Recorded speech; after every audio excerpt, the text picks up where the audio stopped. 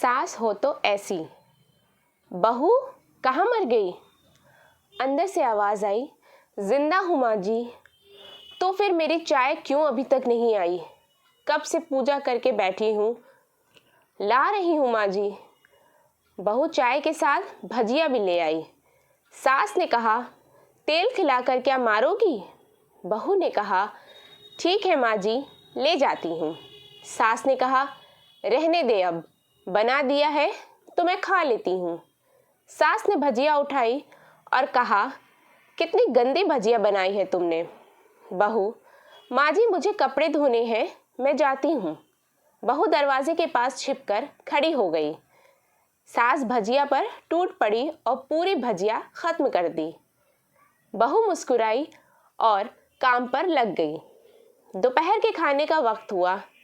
सास ने फिर आवाज़ लगाई, कुछ खाने को मिलेगा? बहू ने आवाज़ नहीं दी। सास फिर चिल्लाई, भूखे मारोगी क्या? बहू आई, सामने खिचड़ी रख दी। सास गुस्से से, ये क्या है? मुझे इसे नहीं खाना, इसे ले जाओ। बहू ने कहा, आपको डॉक्टर ने दिन में खिचड़ी खाने को कहा है, खाना तो पड़ेगा ही। सास मुंह बनाते हुए, हाँ तू मेरी माँ बन जा। बहू फिर मुस्कुराई और चली गई। आज इनके घर पूजा थी। बहू सुबह 4 बजे उठ गई। पहले स्नान किया, फिर फूल लाई, माला बनाई, रसोई साफ की, पकवान और भोज बनाया। सुबह के 10 बज गए। अब सास भी उठ चुकी थी। बहू अब पंडित जी के साथ भगवान के वस्त्र तैयार कर रही थी। आज ऑफिस की छुट्टी थी। उनके पति भी घर पर थे। पूजा शुरू हुई। सास चिल्लाती, बहू ये नहीं है, वो नहीं है। बहू दौड़ी दौड़ी आती और सब करती। अब दोपहर के 3 बज गए थे। आरती की तैयारी चल रही थी। पंडित जी ने सबको आरती के लिए बुलाया और सबके हाथों में थाली दी। जैसे ही बहू ने थाली पकड़ी, थाली हाथों से गिर पड़ी। शायद भोज बनाते हुए बहू के हाथों में तेल लगा था, जिसे वो पोंछना भूल गई थी। सारे लोग तरह तरह की बातें करने लगे। कैसी बहू है, कुछ नहीं आता, एक काम भी ठीक से नहीं कर सकती, ना जाने कैसी बहू उठा लाए। एक आरती की थाली भी संभाल नहीं सकी। उसके पति भी गुस्सा हो गए और सास चुप रही, कुछ नहीं कहा, बस यही बोल के छोड़ दिया, सीख रही है, सब सीख जाएगी धीरे धीरे।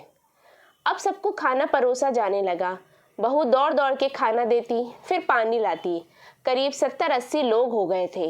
इधर 2 नौकर और बहू अकेली, फिर भी वहाँ सारा काम बहुत ही अच्छे तरीके से करती। अब उसकी सास और कुछ आस पड़ोस के लोग खाने बैठे।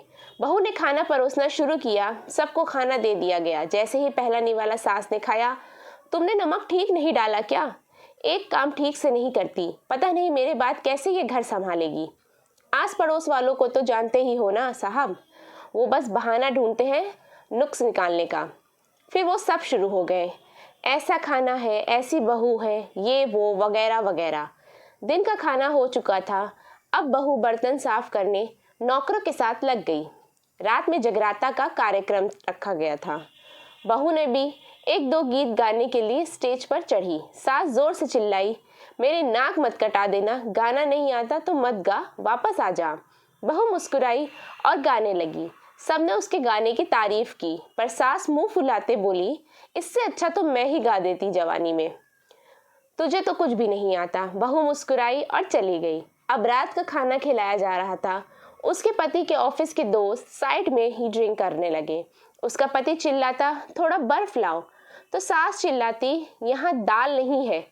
फिर चिल्लाता, कोल्ड ड्रिंक नहीं है, पापड़ ले आओ। इधर उधर आखिरी में उसके पति की शराब गिर पड़ी उसके एक दोस्त पर और बोतल टूट गई। पति गुस्से में 2 झापड़ अपनी पत्नी को लगाते हुए कहता है, जाहिल कहीं की, देख कर नहीं कर सकती, तुझे इतना भी काम नहीं आता। सारे लोग देखने लगे। उसकी पत्नी रोते हुए कमरे की तरफ दौड़ी। फिर उसके दोस्तों ने कहा, क्या यार, पूरा मूड खराब कर दिया, यहाँ नहीं बुलाना होता, हम कहीं और पार्टी कर लेते। कैसी अनपढ़ गंवार बीवी ला रखी है तूने, उसे तो मेहमानों की इज्जत और काम करना तक नहीं आता, तुमने तो हमारी बेइज्जती कर दी। अब आस पड़ोस की औरतों को और बहाना मिल गया। वो कहने लगी, देखो क्या कर दिया तुम्हारी बहू ने, कोई काम की नहीं है। मैं तो कहती हूँ अपने बेटे की दूसरी शादी करा दो, छुटकारा पाओ इस गंवार से। सास उठी और अपने बेटे के पास जाकर उसे थप्पड़ मारा और कहा, अरे नालायक, तुमने मेरी बहू को मारा? तेरी इतनी हिम्मत कैसे हुई? तेरी टांग तोड़ दूंगी। उसके बेटे के दोस्त कुछ कहने ही वाले थे कि उसकी माँ ने घुरते हुए कहा, चुप, बिल्कुल चुप। यहाँ दारू पीने आए हो जबकि पता है आज पूजा है, तुमने पार्टी करनी है? कैसे संस्कार दिए हैं तुम्हारे माता पिता ने, और किसने मेरी बहू को जाहिल बोला? जरा इधर आओ, चप्पल से मारूंगी अगर मेरी बहू को किसी ने शब्द भी कहा तो।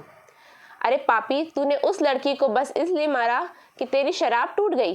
पापी, वो बच्ची सुबह 4 बजे से उठी है, घर का सारा काम कर रही है, न सुबह से नाश्ता किया न दिन का खाना खाया, फिर भी हंसते हुए सबकी बातें सुनते हुए, ताने सुनते हुए घर के काम में लगी रही। तेरे यार दोस्तों को वो अच्छी नहीं लगी, जूते से मारूंगी तेरे दोस्तों को जो कभी उन्होंने ऐसा कहा। उसके यार दोस्त चुपके से खिसक लिए। अब सास बहू के कमरे में गई और बहू का हाथ पकड़कर बाहर लाई। सबके सामने कहने लगी, किसने कहा था अपनी बहू को घर से निकाल के दूसरी बहू ले आना? जरा सामने आओ। कोई सामने नहीं आया। फिर सास ने कहा, तुम जानते भी क्या हो इस लड़की के बारे में? ये मेरी माँ भी है, बेटी भी है। माँ इसलिए मुझे गलत काम करने पर डांटती है, और बेटी इसलिए कभी कभी मेरे दिल की भावनाएं समझ जाती है। मेरी दिन रात सेवा करती है, मेरे 1000 ताने सुनती है, पर एक शब्द भी गलत नहीं कहती, न सामने न पीठ पीछे। और तुम कहते हो दूसरी बहू ले आऊं? याद है ना छुटकी की दादी?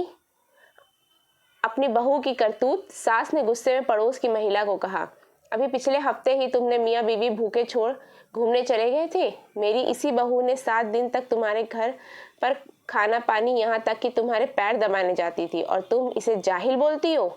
जाहिल तो तुम सब हो जो कोयले और हीरे के फर्क नहीं जानते। अगर आइंदा मेरी बहू के बारे में किसी ने एक लफ्ज भी बोला तो मुझसे बुरा कोई नहीं होगा, क्योंकि ये मेरी बहू नहीं, मेरी बेटी है।